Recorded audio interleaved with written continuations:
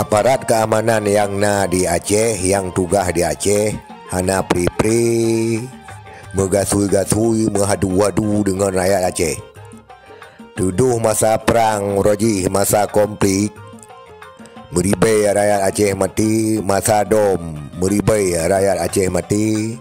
Darurat militer, meribai rakyat Aceh mati. Kadamai manteng mita-mita perang dengan rakyat, megasui-gasui, hana buat sabi-sabi, musinoh-sinoh bendera dengan rakyat.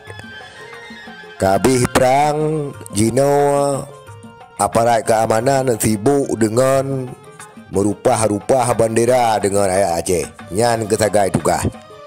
Hana lain, sibuk bak mita-mita perang. Perang hanali kadamai, sibuk jino mita-mita perang. Musunoh bendera, merupah bendera, support rakyat Aceh gara-gara pergi bendera. Nyan ke sabi-sabi buat. Hana lain tugas ino di Aceh kecuali mita parut, mita paki, mita perang dengan rakyat Aceh. Karena hana mangan asau menyo hana perang.